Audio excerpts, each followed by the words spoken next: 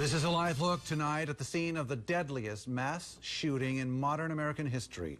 Just over 24 hours ago, this hotel on the Las Vegas Strip and a joyful music festival transformed into a scene of unimaginable horror.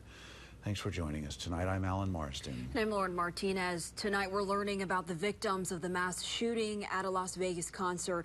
As of tonight, 59 people are dead and at least 527 others are injured. 55-year-old Kurt Vontillo of Cameron Park, east of Sacramento, was one of dozens killed at the Route 91 Harvest Country Music Festival. Two of his family members were shot but are expected to survive. 35-year-old Sandra Casey of Redondo Beach in Southern California was a special education teacher. 29-year-old Sonny Melton, a registered nurse from Tennessee, died protecting his wife. In the small town of Big Sandy, where he's from, their hearts are broken. He went out protecting Heather. That shows his true self. In his last moments of life, he was protecting other people like he would do every day. Also killed, Jenny Parks, a mother of two, was a kindergarten teacher.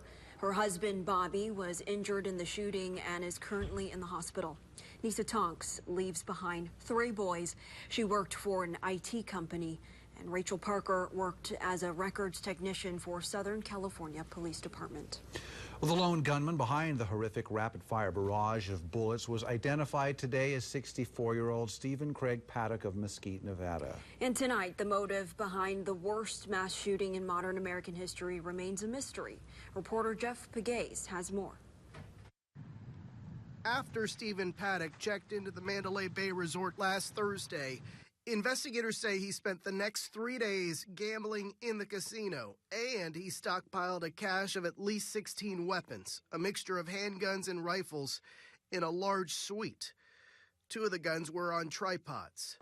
Police and the FBI are now trying to determine a motive. We're shocked, horrified, completely dumbfounded about this. Eric Paddock, the killer's brother, says he was interviewed by investigators for about 4 hours. The fact that he had those kind of weapons is just, where the hell did he get automatic weapons? Nothing. Or anything? Nothing. No religious affiliation, no political affiliation, no, he just hung out. Stephen Paddock was an accountant, but family members say recently he was a professional gambler who'd won large jackpots. He was also a licensed hunter and pilot who had rented, owned, and sold multiple properties in 4 states over the last 4 decades. Paddock's father was once on the FBI's most wanted list. The 1969 notice described Benjamin Hoskins Paddock as a bank robber who was psychopathic and considered armed and very dangerous. Until last night's mass shooting, Stephen Paddock's only run-in with law enforcement was this 2009 parking ticket. It was well planned out, and it took a lot of strategic thinking. Former FBI profiler Mary Ellen O'Toole says Paddock may have been planning the attack for years. He had a view of the concert, and he probably had gone to other rooms and chose specifically this room. So there was surveillance that likely occurred before this event. A search of Paddock's home turned up 18 additional weapons, thousands of rounds of ammunition, and explosives. Today, ISIS claimed responsibility for the attack, but investigators say so far they have found no link between Paddock and the terrorist group. Jeff Pegues, CBS News, Washington.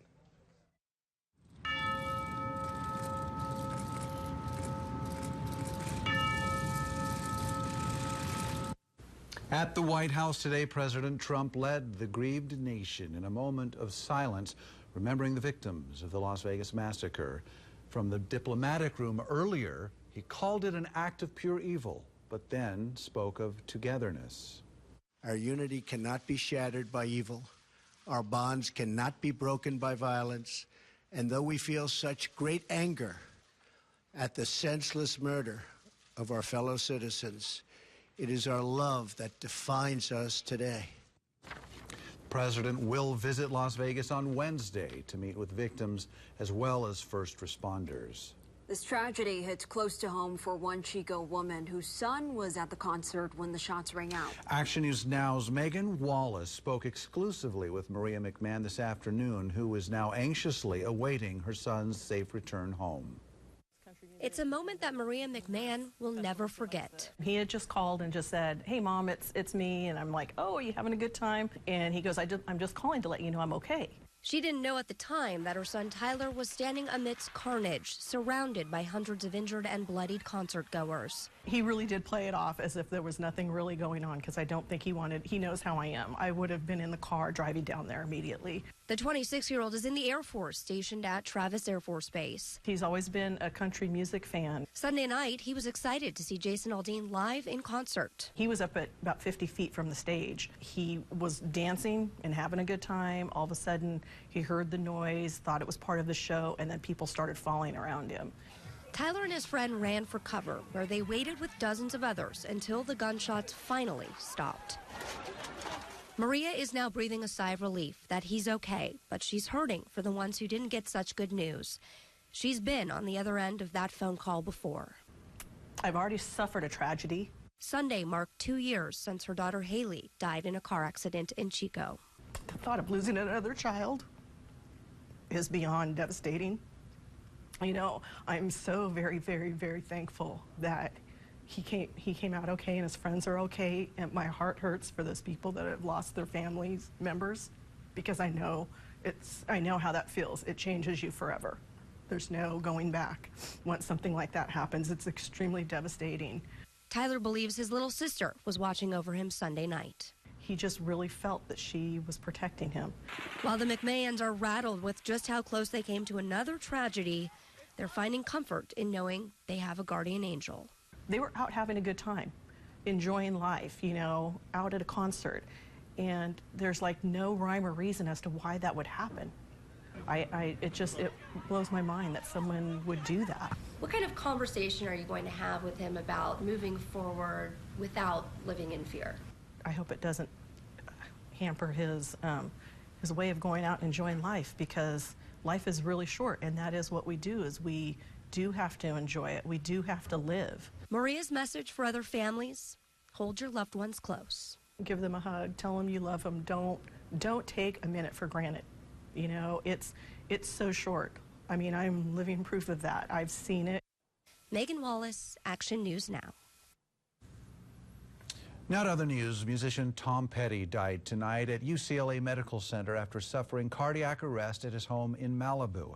He was one of the most successful music artists of all time, selling more than 80 million records worldwide. Reporter Chris Martinez looks back at his career.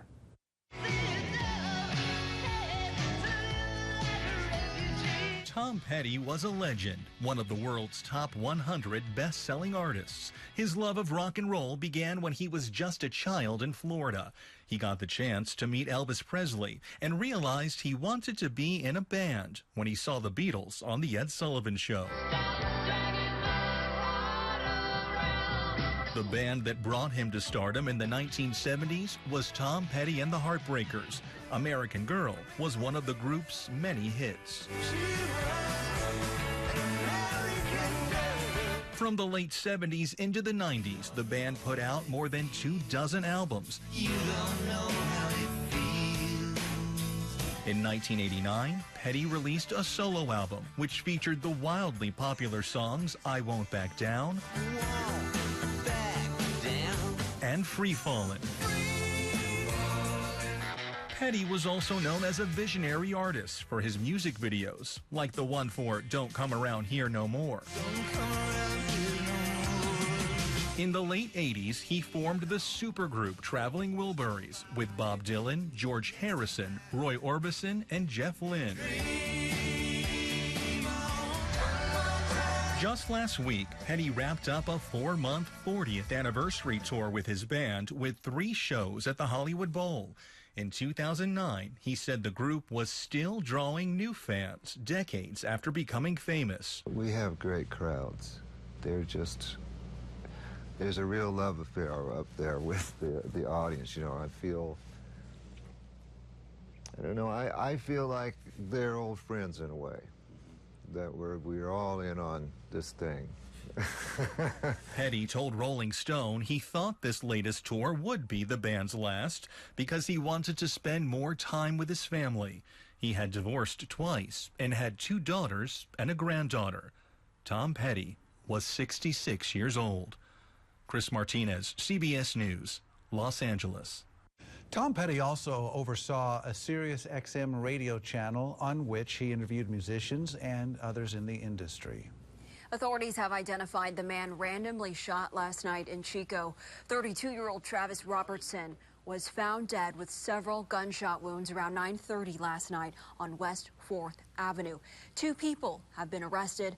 Police arrested 21-year-old Jason Jamar Jackson and 19-year-old Michaela Norman. Were working to get their mugshots. They were in a vehicle. Witnesses described to police. Chico police say they randomly targeted Robertson. They face charges of murder and robbery. Darren Leeds is in for Chris Kuiper now with our first look at the forecast. I just spent a week in Southern California and came back up to the north end of the state, and it's just totally feels like fall, doesn't it? Oh yeah, not for long though. We've got, we've been spoiled a little bit here with some 70s, but the warmer temperatures just can't seem to avoid those right now, and winds have been breezy as well, and those are going to continue over the next day or so here also. But right now, temperatures starting to slip, especially around Chico and Oroville. Already starting to see some 50-degree temperatures there, but still some mid-60s around Redding and Red Bluff, lower 40s in Bernie, Chester, other spots in the mountains and foothills. And again, looking at chillier overnight temperatures, those winds still staying pretty strong around Redding and Red Bluff, calming down though right now in Chico and Oroville and starting to shift more out of the north, but definitely helping to warm things up a little bit in the north end of the valley. This wind, this dry weather, low humidity, we're going to see high fire danger over the next couple of days and warmer temperatures quickly coming back. We'll take a full look at that work week forecast coming up. Darren, thank you. It's been 4 years since Chico State nursing student Christina Chesterman was tragically killed while riding her bicycle home from the library. Now her parents and a handful of Chico State nursing students are about to realize Christina's dream. Perhaps an even bigger dream than Christina could have imagined. Action News Now reporter Cecile Joliet joins us tonight with details. Cecile. That's right. This group of Chico State students, many of whom never even met Christina, are headed to the Christina Chesterman Memorial Clinic's inauguration in Nigeria. As her parents say, their daughter's mission to help people is taking off in a magical way. Christina Chesterman is breathing new life into the community of Ozu Abam, Nigeria, even 4 years after her death. The clinic, built in honor of the Chico State nursing student, is finally complete and already impacting life and health. I saw ibuprofen for children for the first time. So thumbs up for that.